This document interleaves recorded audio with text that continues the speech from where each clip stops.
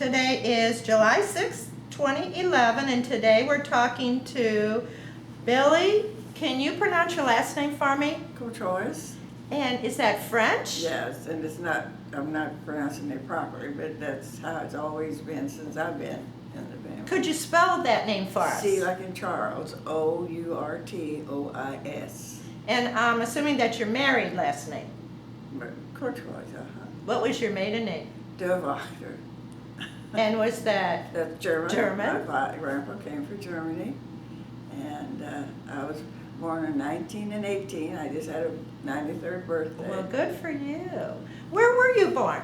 In Tennessee, Stewart County, Tennessee, in a little out in the 3 miles from town. What was the closest town? About 3 miles. I mean, what was the name of it? Dover, Tennessee, and it also is now a national cemetery there. No, really, from the From the war. And when we, down through the years, we moved closer, and we played in the trenches. And well, the Cumberland River was there, and then that was one of the more important places that it stopped. But they also sunk 2 gunboats as they came around the bend at Fort Donelson, Tennessee. But actually played on those, and it still is there, and it's a national park now. How long did you stay in Tennessee? Like, how old were you when you left Tennessee? Tennessee, the first time I think we left about in 1927, just before the Depression began to go. And did you move with your family here to St. Louis? Yes, we did. But my brother had come ahead a year or so, and we moved in a flat in Wellston. Okay. And it's still there, a little brick place, and it had a basement. So they made all of the rooms that they could have on the first floor, where we had to sleep, and then all the cooking and eating was in the basement. Well, how many were there? everything. Did you have brothers and sisters? I sure did.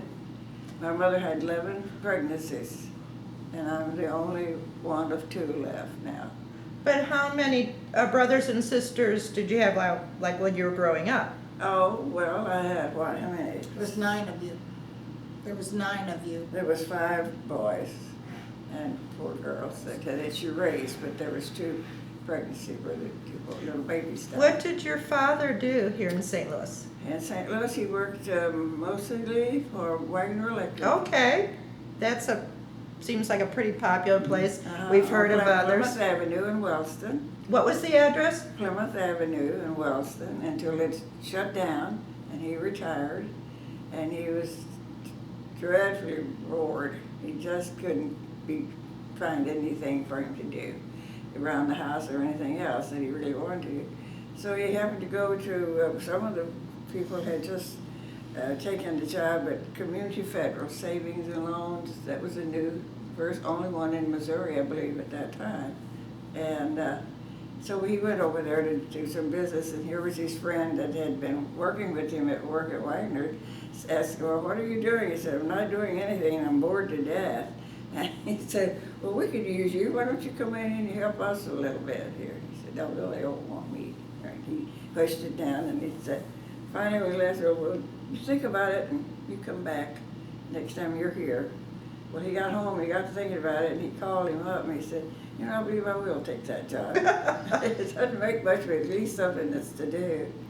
Well, he was used to being very knowledgeable of all the stock that he had, and steel, and all kinds of stuff that they have to make the things that they did at Wagner, transformers.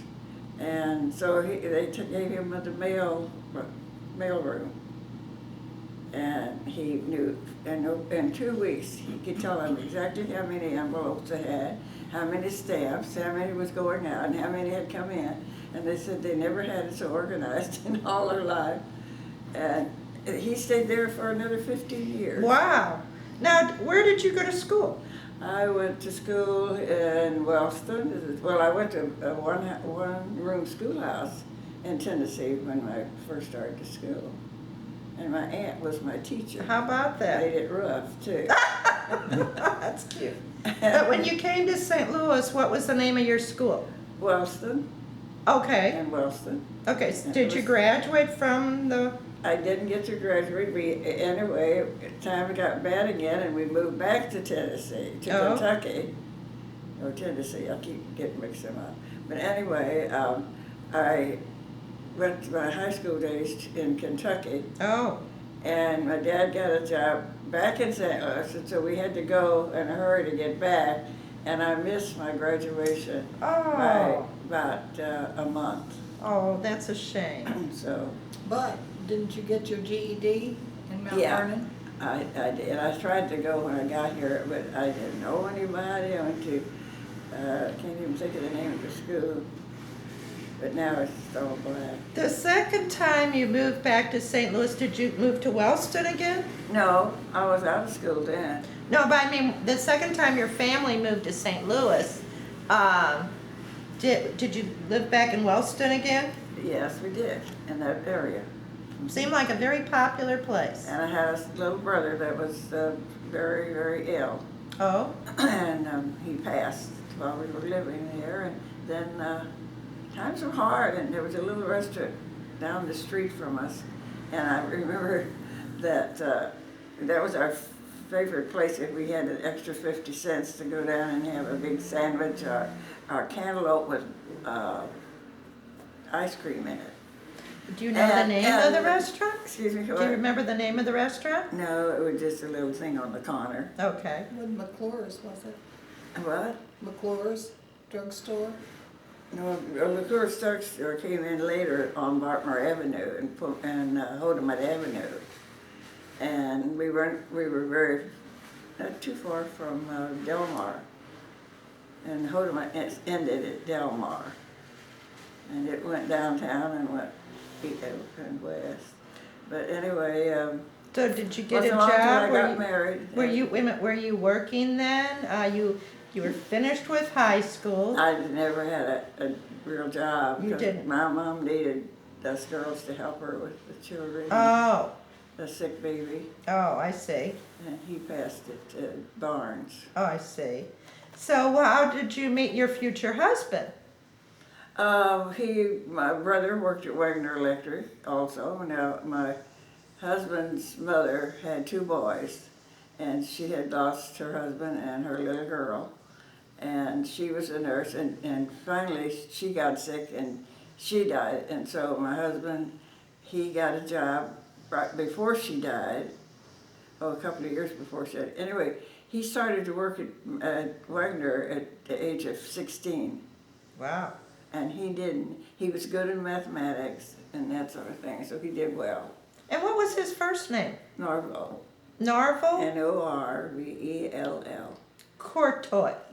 Courtois. Courtois, but nobody pronounces it that way that I know. Oh, probably Well, wouldn't. how did you meet him? Well, he was one of my brother's friends, and he kept coming to our house, and we would all go out together on Saturday night with my brother and his girlfriend. And so I just went along and just sort of built up to there we are. What kind of activities did you do? What was the big popular thing to do? Oh, How'd you Went spend to your the ball time? games. Went to the baseball games. yeah, we went to baseball She- games she has before I got married. When I was only 12 years old, or 12 or 13. We would go around over the neighborhood and pick up soda bottles and turn them in at the grocery store for a nickel apiece.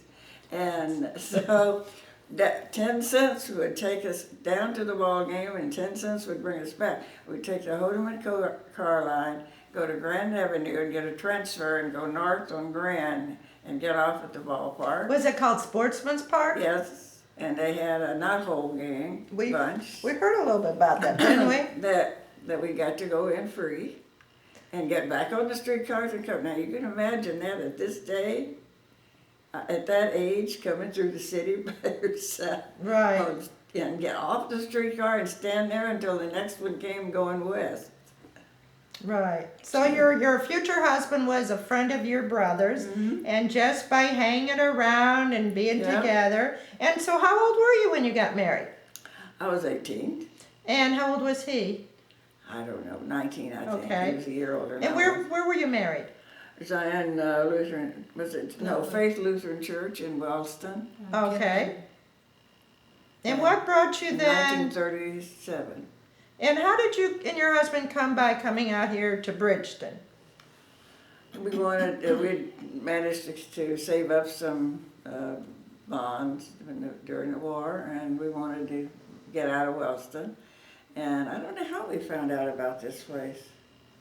I guess it might have been in the paper even, but we looked it over, and there was 15 acres. And where was this? Right here, where we're sitting, was part of it.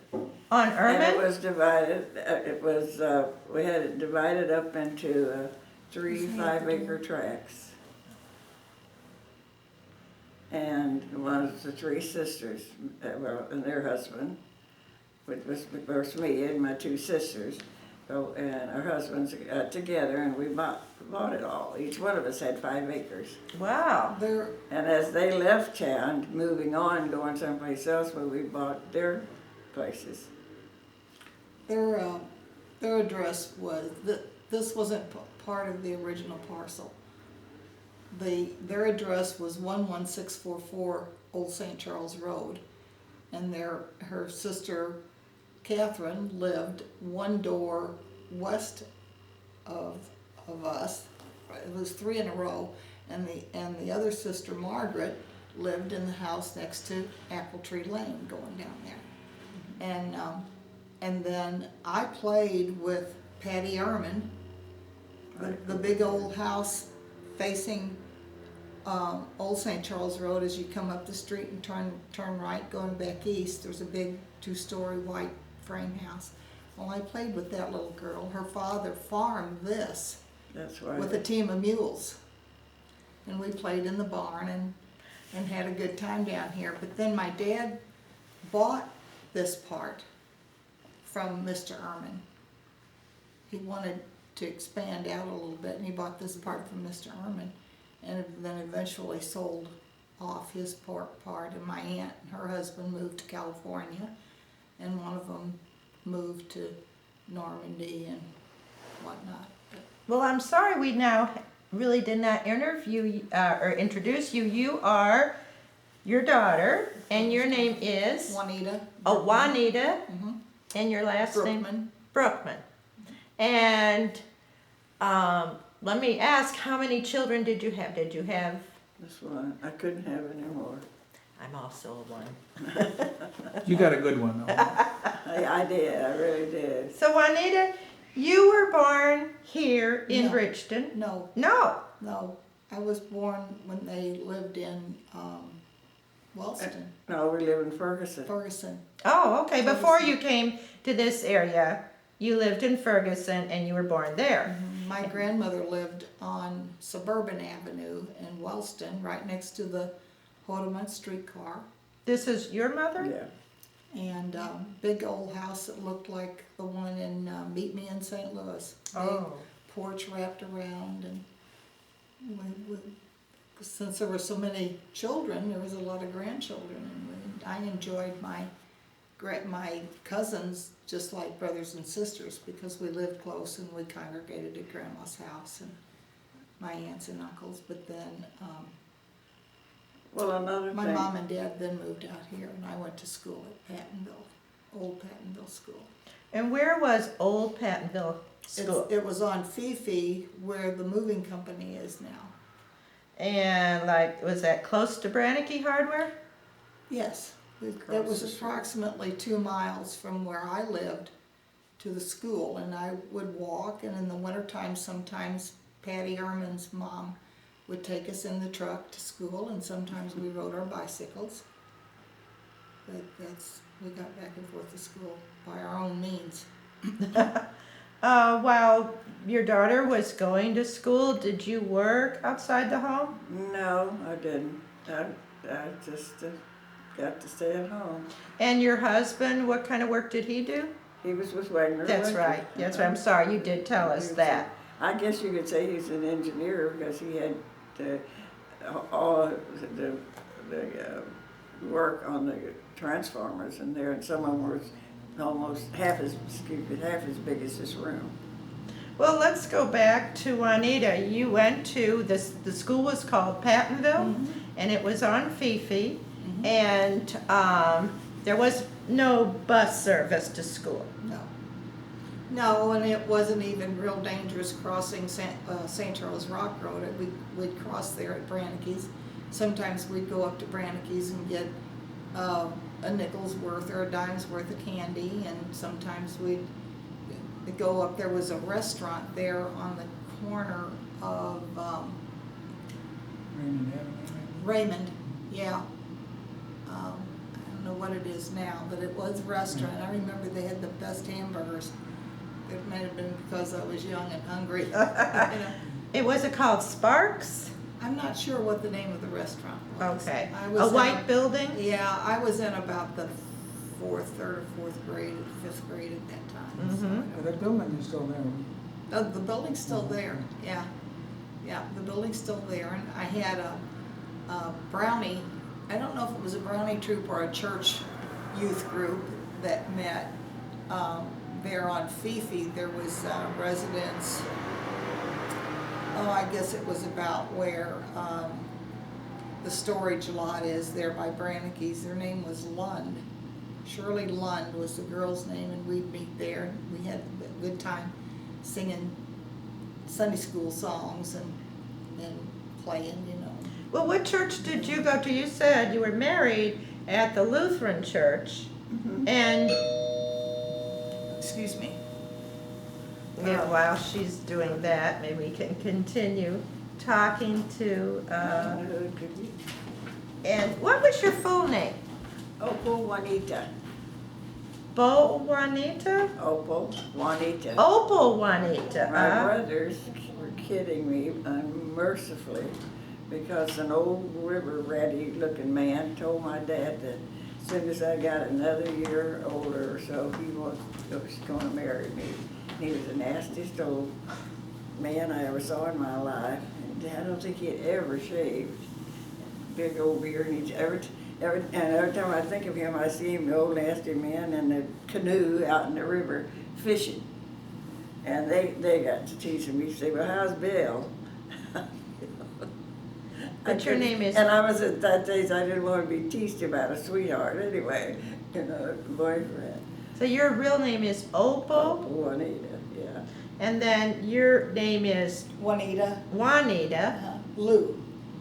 My middle name is Lou. I was named after one of her sisters. I see, I see. And subsequently, that sister bought on Old St. Charles Road as well and raised her family there. She had an iris garden. Louise Belagamba was her name. She had an iris garden there on Old St. Charles Road, Well, I don't close to know, Barwick. I'm not familiar with that. She Did was you- pretty famous in that, and with that, in fact, her iris won the highest award in Russia behind the Iron Curtain one year, and she was so Wow. proud of that. I And see. she, at Shaw's Garden, they have a space for her called Bella Gamba's Garden. Oh, And have her nice. iris there. And they- this was your sister? Yes. I see. And the people come from all over the world from different gardens, and they will only allow them to have 3 bulbs of her iris. Well, let's get back to Juanita. Okay. When you were growing up, and then did you graduate from Pattonville High School? No, I didn't. My mom and dad moved to Mount Vernon, Illinois. My dad was transferred with Wagner. Okay, And I moved to Mount Vernon, Illinois when I was in the 5th grade. okay. But I still remember a lot of my friends. I had a girlfriend named Doris Adams who lived just west of the restaurant that we talked about. Jack Brannicky was one of the boys that was in my class, my grade school class. I even remember my teacher's name because I loved her dearly. Her name was Miss Firkin.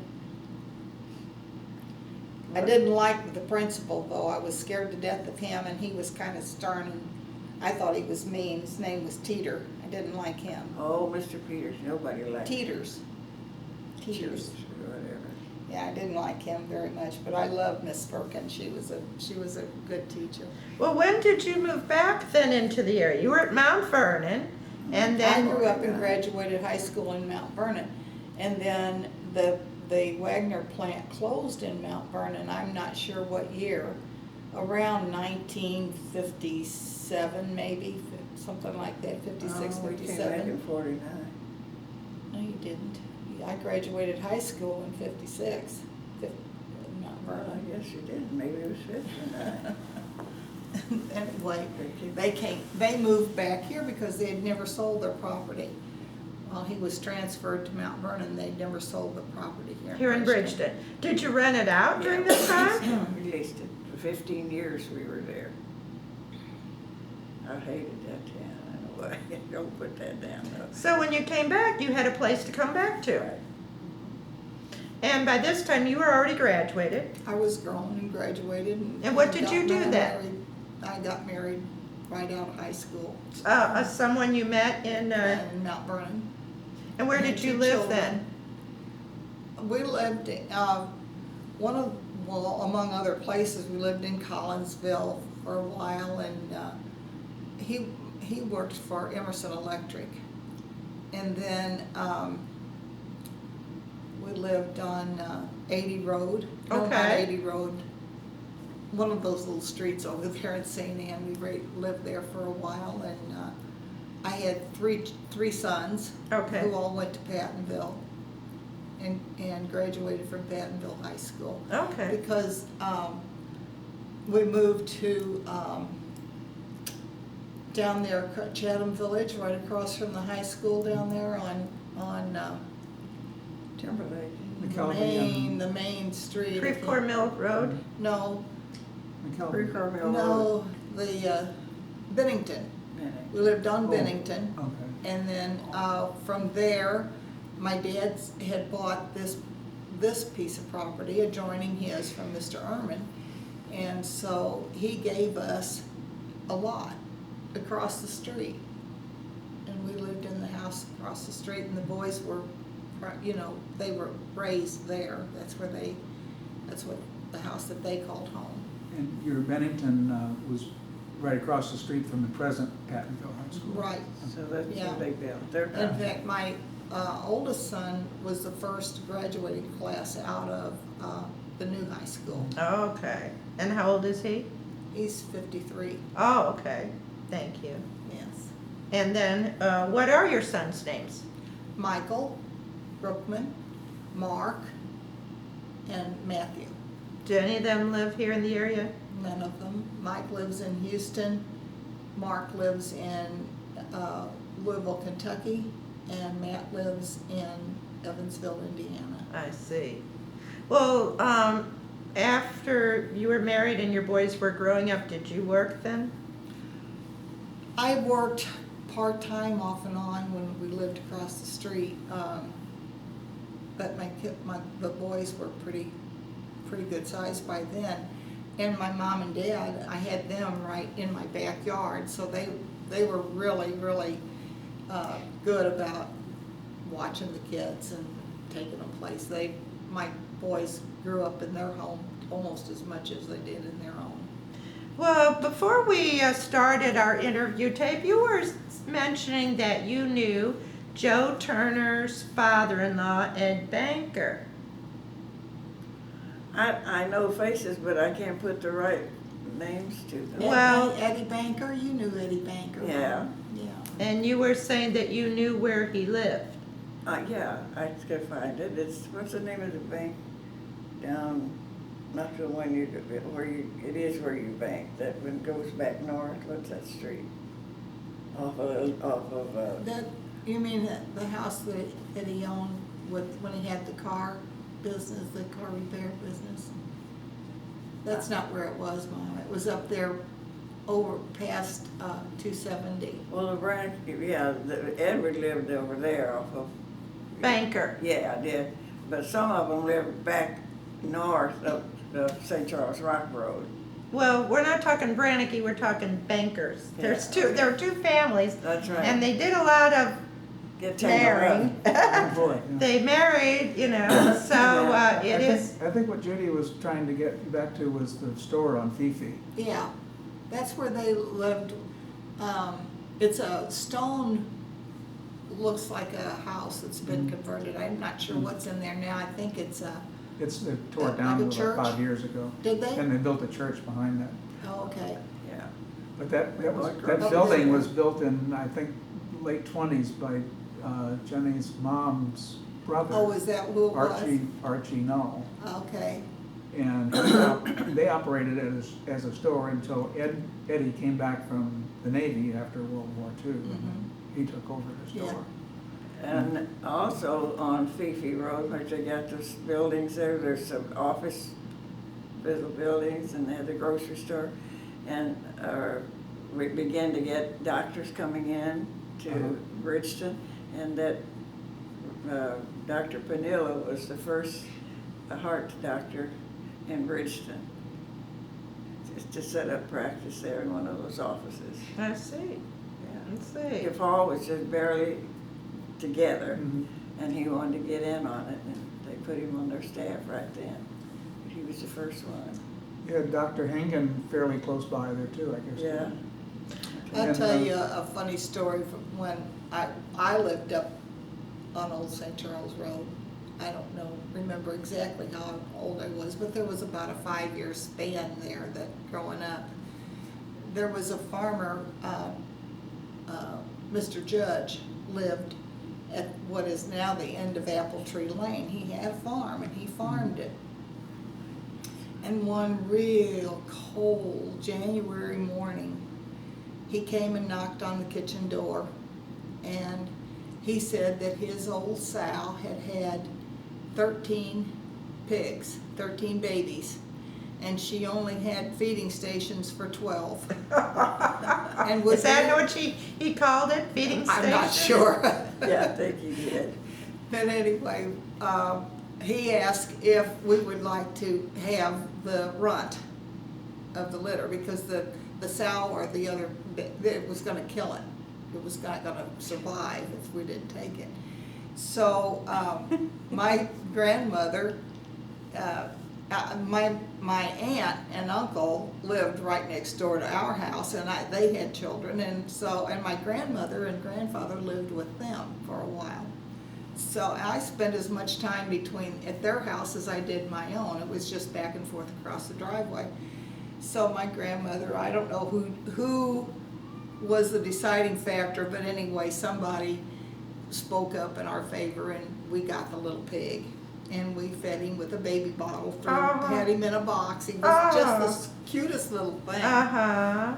Cute little thing. We named him Pork Chop. And did he survive? he survived very well. He got to be a huge pig to where we couldn't keep him in the house. No, He no. was in the house. They had a little dog, little terrier dog, about the same And they size were as the friends. pig. And the pig and the dog would just tear around through that house. So coming from being the runt of the litter, he made out pretty good. Well, and we did too, because It was my a chihuahua. mom and dad and my aunt and uncle and my grandma and grandpa sold him. And he was part of the meal time.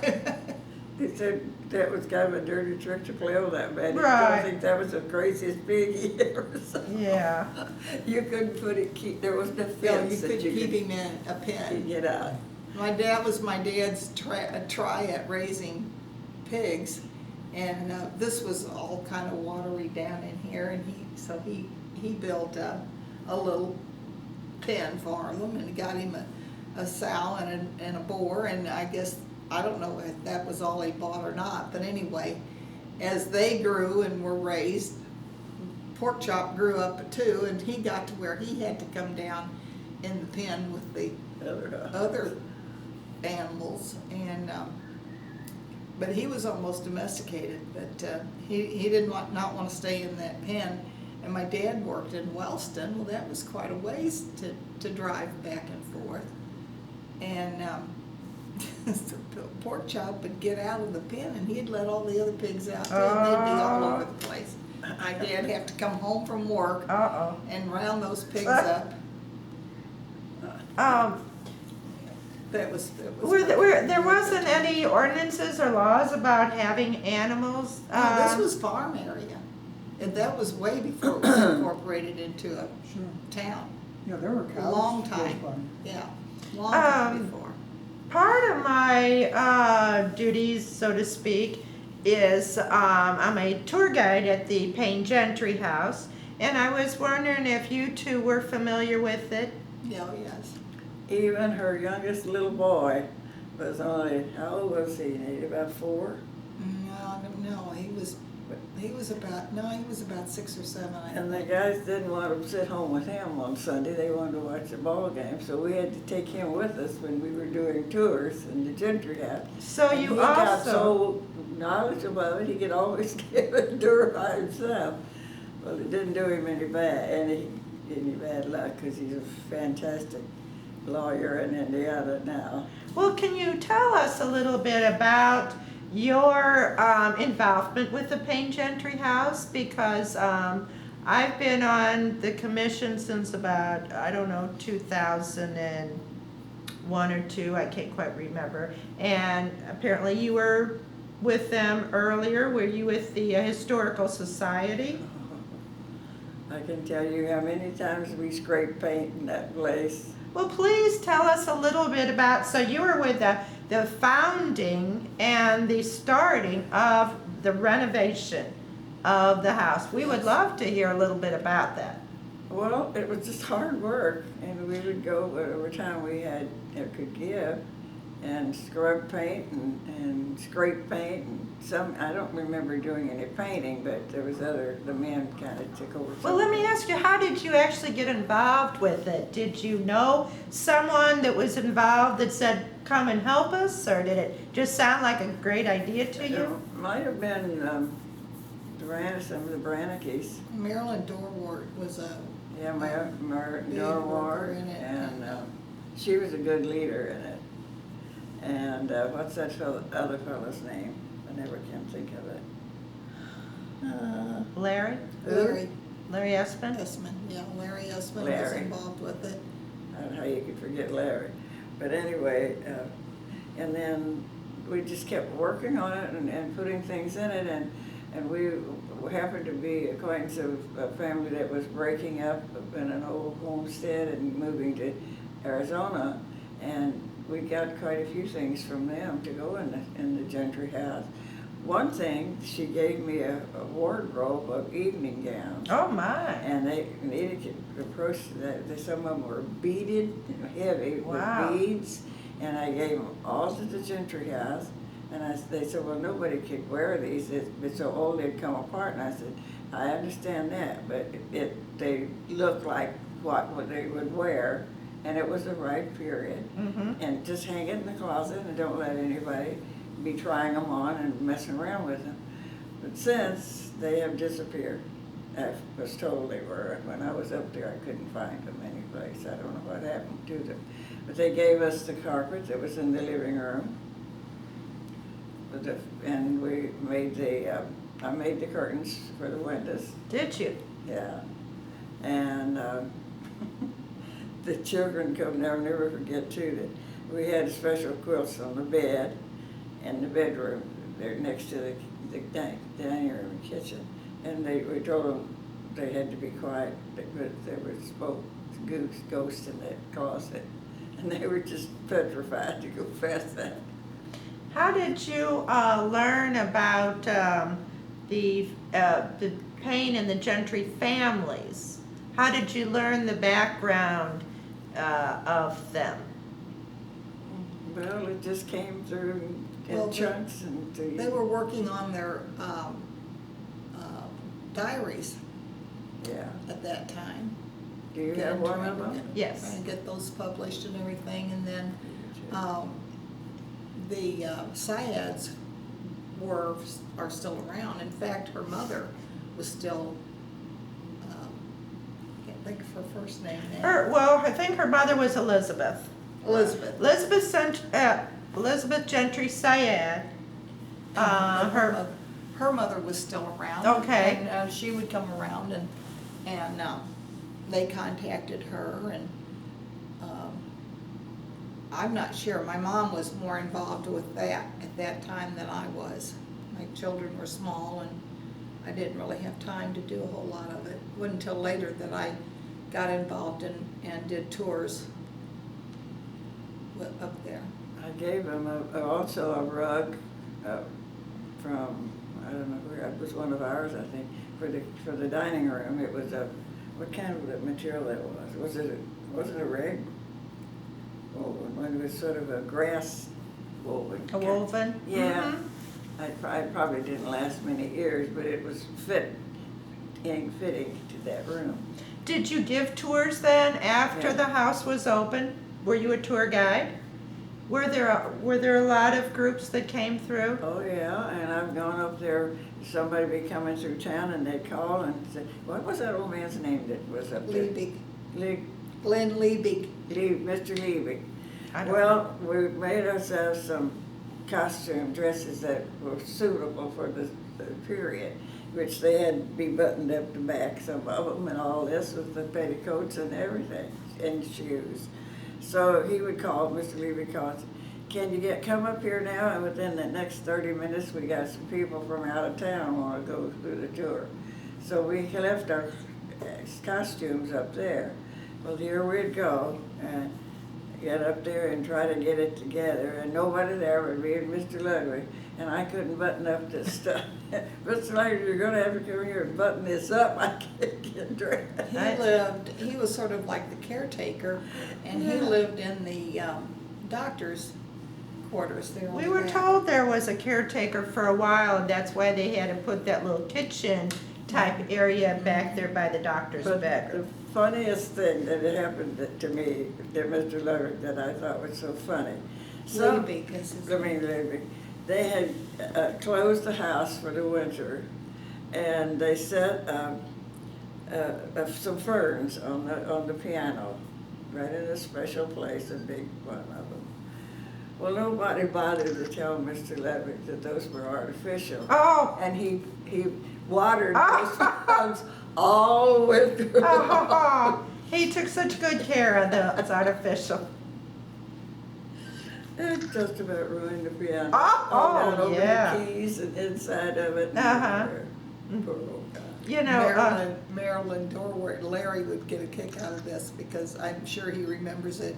But she didn't like the fact that Mr. Liebig lived there. They needed a little caretaker, somebody to kind of be there at Well, you night. did. But they only had tours on Sunday, and invariably he would cook his cabbage Ah! on Sunday, so the whole house smelled like cabbage. And Marilyn just would fuss about Mr. Liebig's cabbage, cooking his cabbage, stinky stuff he'd cook. we've had, Tell yes, me I about the night can, we trimmed the trees. You remember that? Now that we had a Christmas tree trimming party, and as soon as they got the tree done in the parlor, it boom fell down. oh no. We went in the kitchen to have some apple cider, Uh-huh. and we heard something crash. And Uh-oh. we went, it was after 12 o'clock then. Oh, We worked my. so hard, and there was that tree just all over the floor and ornaments that go in every direction. Oh no, so you had Had a, to start all over with. oh, mm-hmm. We've heard that the house had been rented and that there was even a beauty shop in there for a while. Oh, I don't remember that. Yeah, that's what we were, yeah, we were told They take that. out the doctor's office? No, it was actually in that front, living room where the piano is. Yeah, that apparently they Well, had who used gave them that. permission to do that? Oh, That was before. right. Oh, before. Before it had been renovated. And every once in a while we're giving a tour, that will have someone come through and said, oh, my aunt lived here, or, you know, someone they know. And it's always very interesting to find out, you know, that someone actually lived there. And we've had Elizabeth Gentry Syed come and talk to us sometimes. And she told us that they had a back porch on when she lived there because as she was growing up, her dad wanted her to spend the summers there. because they lived in the Central West End. But he wanted her to learn all about what her grandmother did. Farm life. Yes. And so she has some wonderful stories that she tells. And we're always interested in learning more about the Payne Gentry house, so we can pass this on to our guests that come through. And how long were you involved as a tour guide, Juanita? I don't remember, really how long it was. I was on the commission for a while, and I don't know, when my boys got big enough, and I don't know.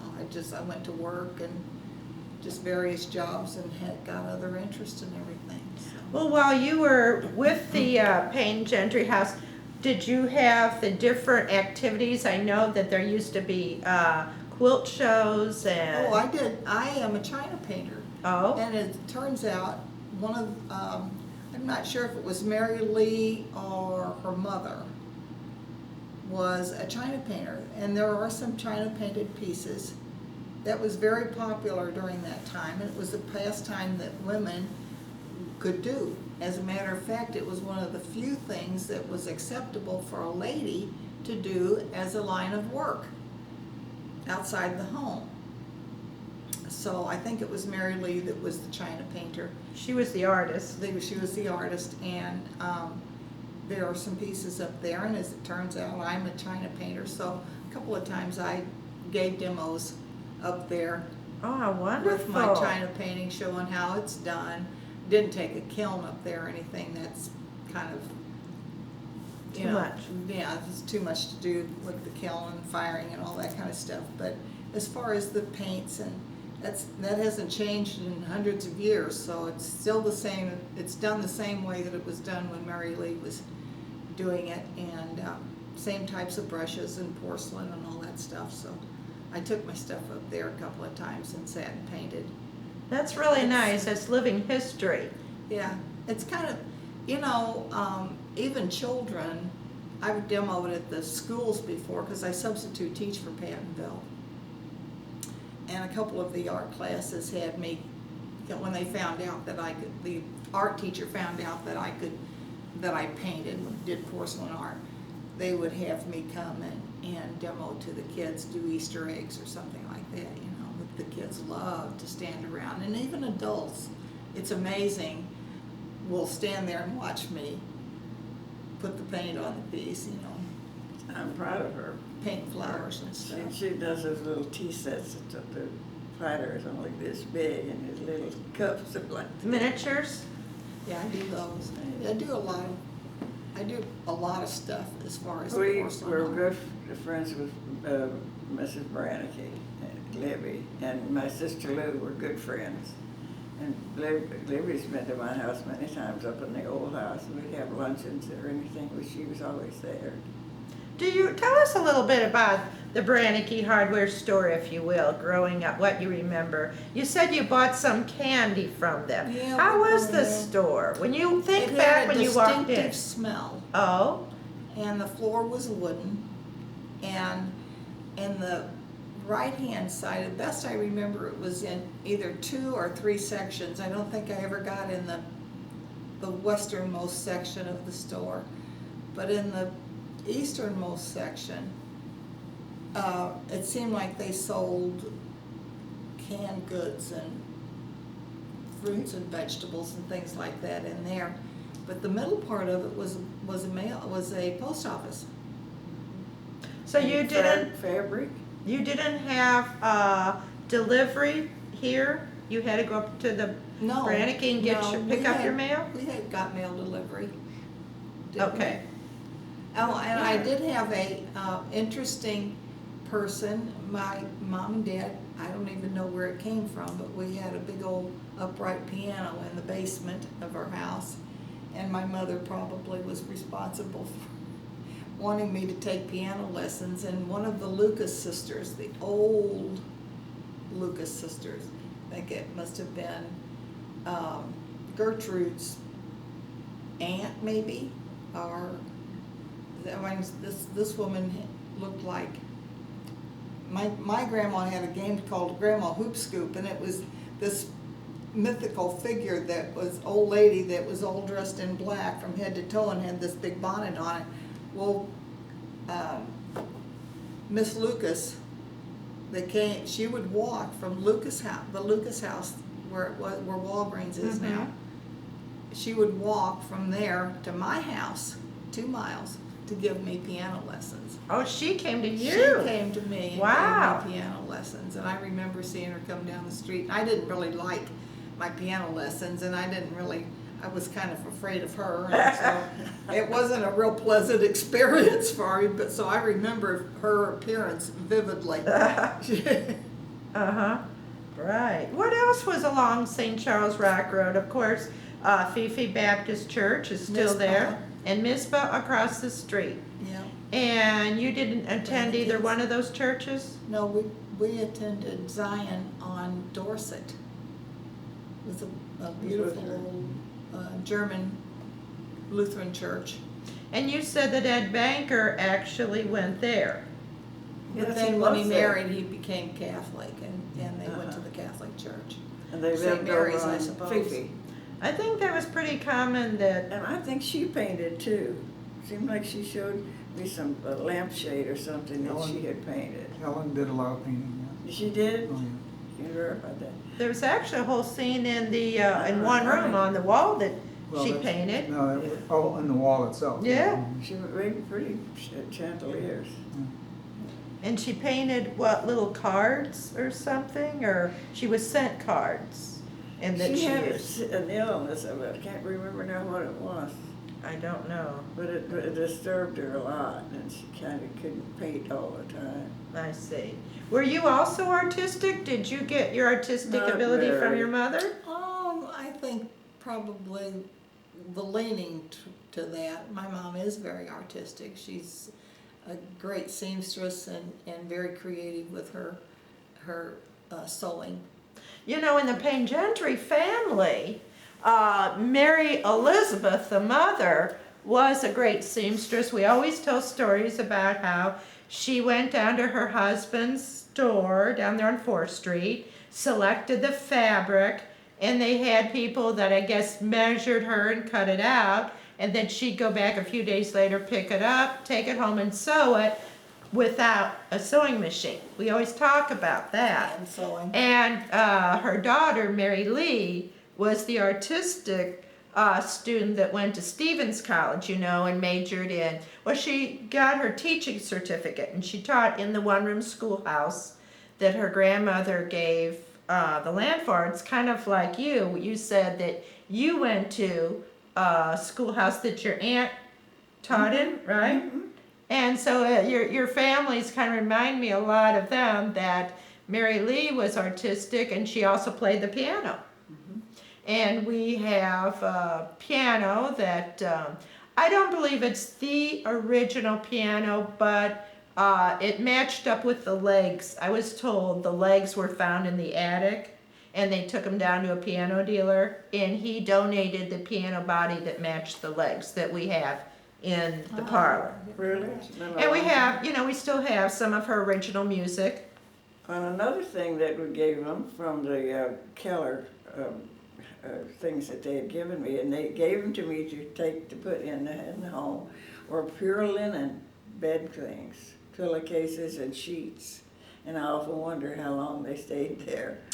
But they may still be. They still have the trunk at the foot of the bed. Yes, yes. That's where they kept them, and if we had had a busy weekend, we want to freshen it up for the next weekend, sometimes we'd change it, or if they had children to come through, well, you know how kids can mess up so quick, it's not funny. But they were real linen bedclothes. The Kellers were very wealthy and did a lot of tours and going to Europe on the boats, and they were all these cocktail dresses, and they were just heavy as they could be with beads all over. And they wouldn't have held up for wearing because the threads would break in here. You'd leave us. But I Trail of thought they beads. were pretty to hang in the closets. Juanita, when you did your tours, did you dress up in any way? Mhm. Yeah, I had a black and white checked dress, and my mom made a costume for my youngest son, Matt. And tell us about it. His costume, Little Lords, well, it just had little knickers just and how they wore. a little white shirt with full sleeves and a little vest, and seemed like he had a black, like a string tie, you know. A bolo? Kind of like a bolo, but it was in a bow. Oh, uh-huh. He was a smart little cookie, and I And got, he did have a love, and still does, of history and stuff like that, so. when he other was kids very were out interested playing, in it. shooting marbles and that, he was sitting in there by the window reading history books.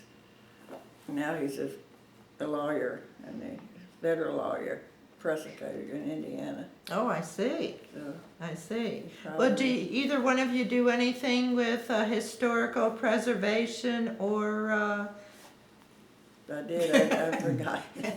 This whole house is full of historical preservation. are you knowledgeable on the furniture at the house? Because I do not know what to call, the furniture, and I would love, What period? exactly, a little bit more about the Well, furniture. the only thing I could tell you is that Doris and Marilyn and Larry tried very, very hard to keep Yes, they that did. as authentic as they could, as it was possible for them to do. They had a budget and they had furniture pieces given to them, I guess, by the family. But I would assume that it's probably all pretty much from the era of the home and the Gentry family living there.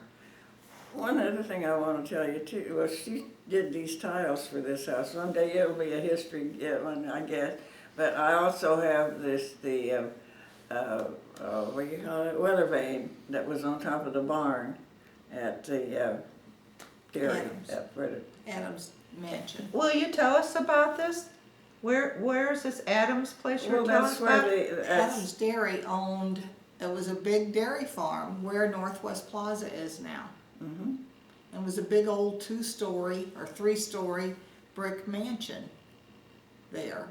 And when they started excavating and tearing that down to build the stores and stuff in there, they tore all that stuff down, and my mom and dad were already interested in antiques and collecting and selling, buying and selling. So I don't know if it was dad or mom or both of them took it on themselves to go over there and approach them, and I guess it was actually, that was even before the days of salvaging. Salvage companies would come in now Yeah. and salvage all that stuff and then resell it at a high price. But at that time, they didn't, and so they either gave or sold my dad 2 light fixtures. This one that's in the dining They were room, pulled down. and another lighted. one, there were gas lights. Oh. And another one that is in my son's home in Indiana. Oh, uh-huh. He's got the other. This, boy, I look around here, forget all the stuff we do here, but those andirons, every time he got so good at breaking that car, I'd just, stop, and we were coming home from someplace one night, up Smiley Road, and his headlights picked up something that was shining, and our ex-mayor, I can't think who he was then, but it was, I just don't remember. But anyway, they were his. They were one of the Bridgeton's mayors. Oh. Had thrown them out on a trash pile. Oh, really? And I said, stop, something's shining up there. I got to see what that is. And it was those andirons. Oh, my And he goodness. took them to work and had them to dip them to brighten them up and everything. And they haven't been done in, oh gosh, 20 years. They need to be cleaned up now. But I thought they were neat, and they don't have the pieces that go in there to hold the wood because most of the fireplaces, I guess, were gas too. But that's who they Maybe you could belong take a to. picture of the. Yeah. Well, we And really. then the dining room set in there was out of the, he was Architect. he was on the board of the St. Louis World's Fair. They came out of a house in University City. still there, the old house is, I think. But this was the dining room set that was in his house. And I talked to him about it. They were breaking up to go north to be with one of their daughters or grandchildren. And was that land from I the same remember buying that from No. the whole bright dining No, room set. that lamp, which lamp? The Central one. fixture? No, that was from the Adams Dairy. Oh, that was, okay. Yes, but the We got two of table them. and chairs and mirror and the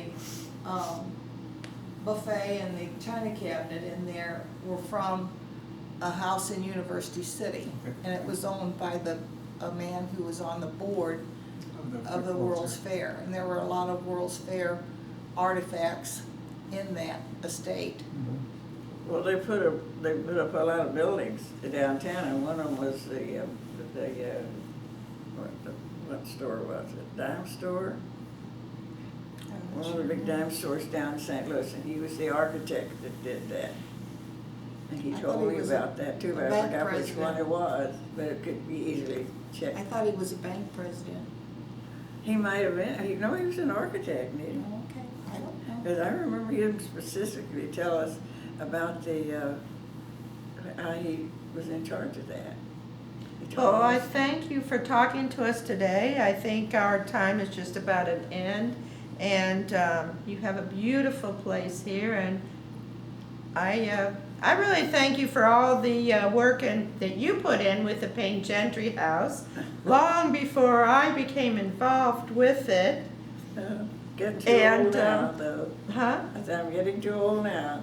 Well, if we just take our time and pass on this knowledge to others, we'll keep it going, hopefully. And, many of the young kids that come through the house now don't know what some of these things are, and so they're quite surprised when Well, you one talk. other thing I wanted to mention here is that we made the quilt for Bridgeton, the history of Bridgeton, and it was quilted in the Gentry House. Oh, But I don't know the names of the people anymore, but it hangs and has been hanging ever since then in the police, the government center? yes. Not And the new one, but the one they were in, and it's on linen. I donated the linen, and everybody, Anita did most of the artwork on it. And each person got a square, and they had to, like, one girl, my niece had about the bridge over to St. Charles, where she had the bridge, and it's just the whole thing on it. I haven't seen it in a long time. And I asked It was somebody in the recently, council did they chambers. move it? Right. And they said, no, it's still in the old one over there. Well, I'm sure they took it with them. They'll get everything of They did, historical but value they over said to they the left the other new one, the building. quilt in that building. It shouldn't be left there if that's gonna be used for something else. I think we'll talk to somebody and find that out. I And it's have, enclosed in glass. Yes. So that would keep, and it's quilted, it could be usable. That's Wally, and something got a hunk of his fur last night. oh, poor thing. We just came across a quilt that each square was a tree. There's an old quilt that we found in the house. We were thinking of using it on the Pine tree. 4th of July float, and each square was some kind of a tree. I don't know if you were familiar with that at all. Sounds interesting. I have to make one more quilt, and I've had one for all of the family. And the one, little guy, 2 years old, gotta get his done. Well, thank you again for letting us come, and possibly Joe can take a few pictures of the different things here for us, if you wouldn't mind. Well, thank you. There's history to all of these things, where they come from, a lot of them, but not anything that's historical. Okay, thank you very much.